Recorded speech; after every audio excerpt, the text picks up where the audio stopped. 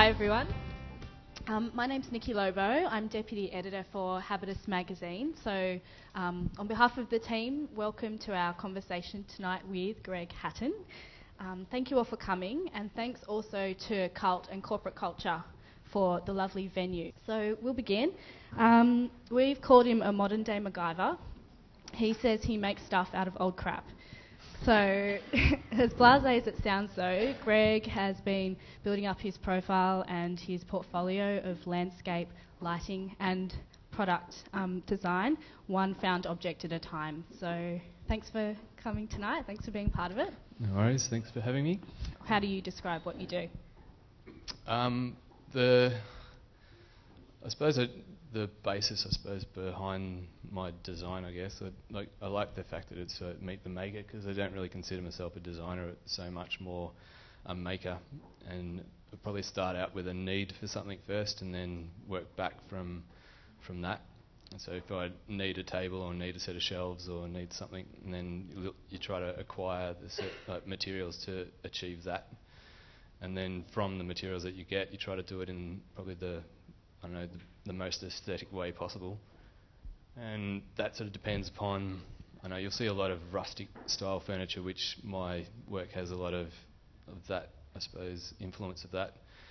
But a lot of the sort of rustic furniture, the weight of it on the eye, not the physical weight of it, is tends to be too heavy. And I guess I try to concentrate on that more than anything, of just trying to get things visually balanced in terms of the size of upright material to what you're going to run as a horizontal, and getting that balance, is the trick that I've tried to find. A lot of my influences are farmers that have worked on the land, and they will make something out of materials that they've got kicking around. Like you see old farmers in the wheat belt that make sets of drawers out of old kerosene tins and cut the tops or the sides out of them and use them as little slide-out drawers with the handles already made. And you're working off that principle, where it's just sort of, you try to do the least amount of work to create something which is functional, but then you add into that the aesthetic value of it as well. What's your background kind of been? I mean, how do you study or build up to doing what you're doing now? Yeah, good point. I haven't really studied furniture making at all, and it's just a background come from, having a childhood where you made lots of things, built billy carts, built cubby houses, dug holes in the ground to catch grannies in the park, that sort of mentality where you had a purpose, where you were trying to achieve something. But I started making furniture initially making stuff out of willows, because we used to work as a fisheries officer, and we were clearing, well, I wasn't clearing, but I was sort of monitoring a group of workers clearing willow out of a creek, which is a noxious weed. And just sort of, you'd see this massive pile of material at the end of the day or the end of the week piled up, and they'd just torch it after 2 or 3 weeks once it dried out a bit. And then it was like, well, it seems to be a bit of a waste. And then went online and sort of did a bit of research into willow furniture. I was actually looking at willow control and stumbled across the willow furniture. And at the time, I was just sort of made a few different bits and pieces for my friends, and it always sort of made things as presents for people. Just when I was about to quit or just give up on the furniture making, it was one of those things where you had to try and find a niche to sell it. And I had a grand plan where I was going to sell it to rich old ladies down the Mornington Peninsula. And so I'd drive them down there and load them up in little galleries, and I sold a few, but was selling them relatively cheaply for the amount of work that went into it. And then realised that the rich old ladies that live down the peninsula don't go to the galleries down the peninsula. Why would they waste their time to do that? So they get their interior designer up in town to buy their furniture for them and I never knew that, but we've worked it out eventually. And in between not making any money out of making chairs, I started working as a stonemason and lifting heavy objects for a living, which I was actually really enjoyable work. So that's sort of, I guess, where I started from and got into the stonemasonry side of things. I'd always done a little bit of landscaping work when I was going through uni, but essentially that's the business plan, is to make stuff out of material that you can acquire for free or for relatively little cost, and then you've got a little bit of a competitive advantage over other people.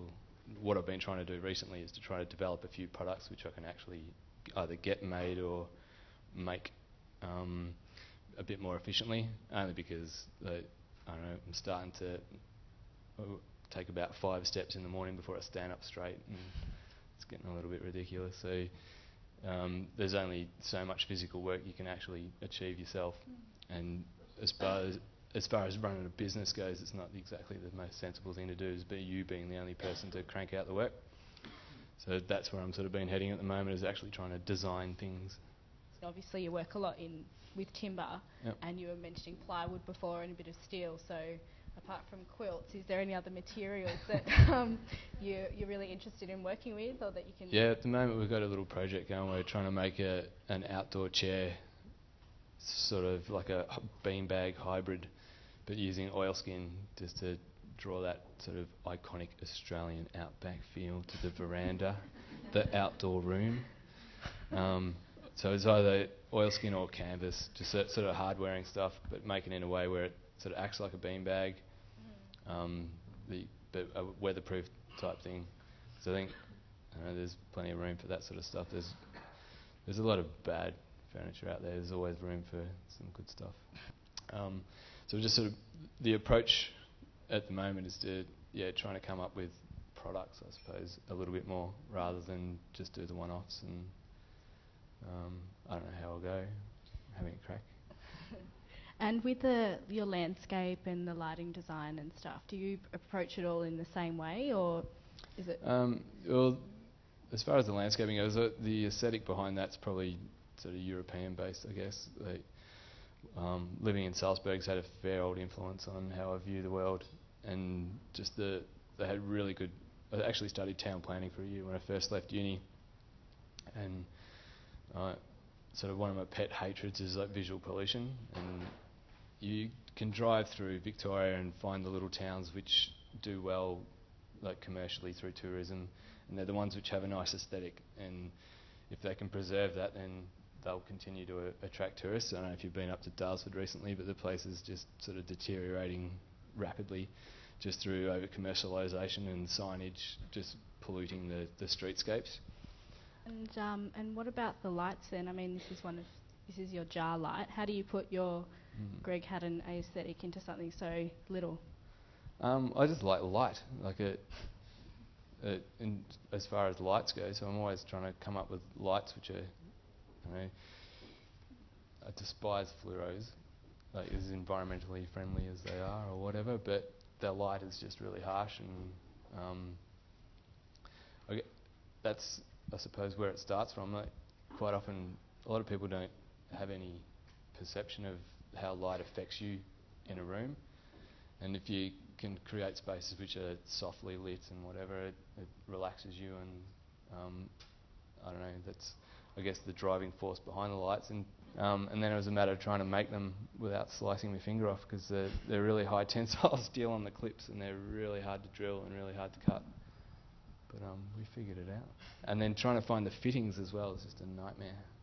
Every time you go to order someone's run out and you have to find a new supplier. So, yeah.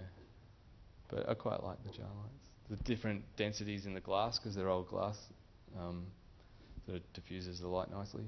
And you get green ones and brown ones, different shapes, different sizes.